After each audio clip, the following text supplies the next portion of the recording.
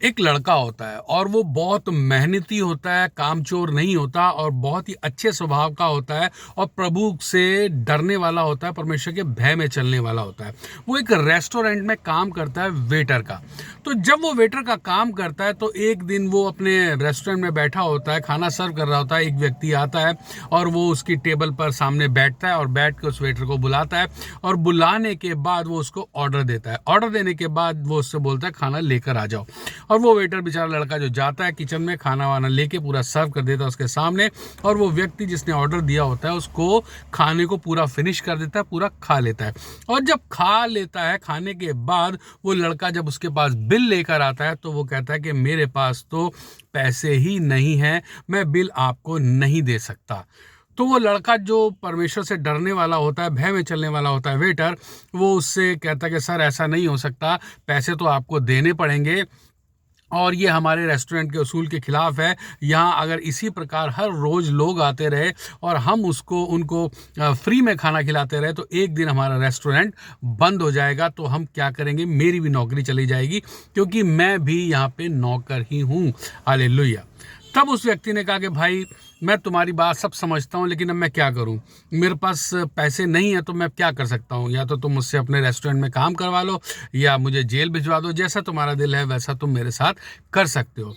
तो वो लड़का बहुत देर तक सोचता रहा। उसने कहा कि सर आप लग तो बहुत रईस रहे हो, आपने कपड़े भी बहुत अच्छे अच्छे पहने हुए हैं और ये होटल भी बहुत बड़ा है, तो आप ऐसा क्यों कर रहे हैं, आप मुझे बता दीजिए। उस आदमी ने उसको ऐसे ही एक कहानी सी सुना दी। उसने कहा कि भाई मैं पहले बहुत रईस आदमी था, लेकिन उसके बाद मेरा बिजनेस कुछ लॉस में चला गया, तो मुझे बड़े बड़े होटलों में खाना खाने की आदत थी, वही आदत मेरी पड़ी हुई है, तो इसलिए मैं बड़े रेस्टोरेंट में चला आया और खाना खाने के लिए बैठ गया।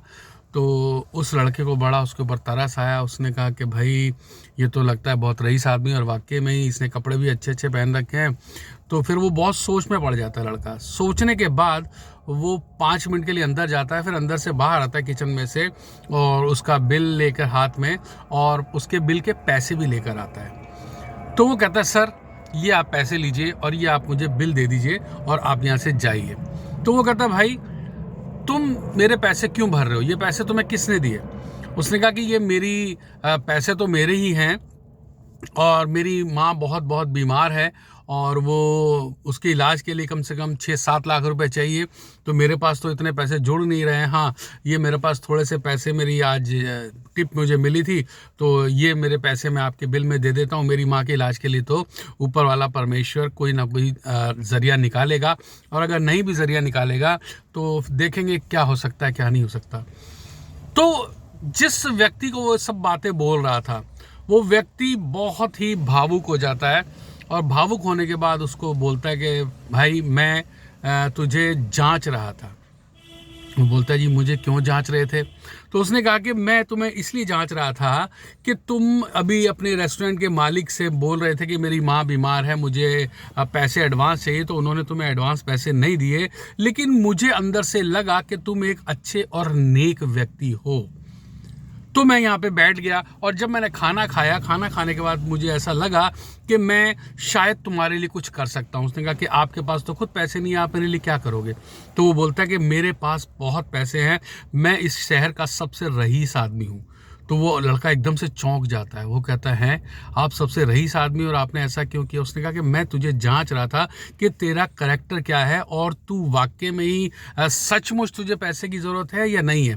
तो ये जब हम ये स्टोरी देखते हैं तो हमें एक वचन याद आ जाता है, यशाया 3:10।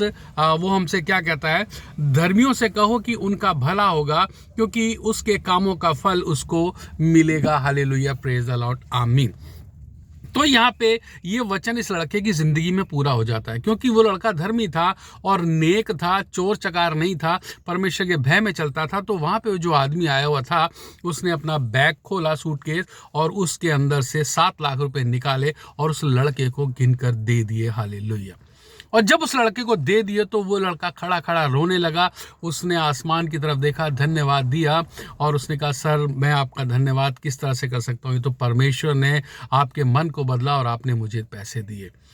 तो वो कहता भाई मैं कौन होता हूँ पैसे देने वाला, मैं तो तुम्हें जांच रहा था, तुम्हें देख रहा था कि तुम्हें ज़रूरत वाकई में ही है, और तुम्हें ज़रूरत वाकई में थी। अगर तुम चाहते तो तुम मुझे पुलिस को बुला के पकड़वा सकते थे, लेकिन मैं तो छूट जाता क्योंकि मैं रईस आदमी, मेरे पास पैसे की कोई कमी नहीं। लेकिन तुम उस काम में फेल हो जाते। लेकिन यहाँ पे तुमने क्या किया, तुमने अपने धर्मी होने का सबूत दिया, और तुम्हारे पास जो पैसे आज टिप के मिले थे उससे तुम मेरा बिल भर रहे थे ताकि मुझे जेल ना जाना पड़े। तुमने मेरे ऊपर तरस खाया, तो परमेश्वर ने मेरे दिल में ये डाला कि मैं तुम्हारी माँ के इलाज के लिए पैसे दूं। हालेलुया, प्रेज द लॉर्ड, आमीन। तो ये छोटी सी कहानी से हमें एक सबक मिलती है कि अगर हमें जिंदगी में बहुत कुछ पाना है, बहुत कुछ अचीव करना है, तो हमें देना पड़ेगा। हालेलुया।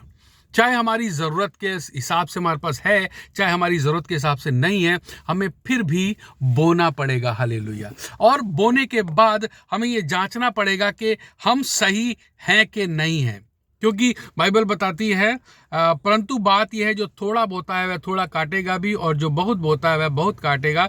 दूसरा कुरिन्थियों में लिखा हुआ है। हालेलुया, प्रेज द लॉर्ड, आमीन।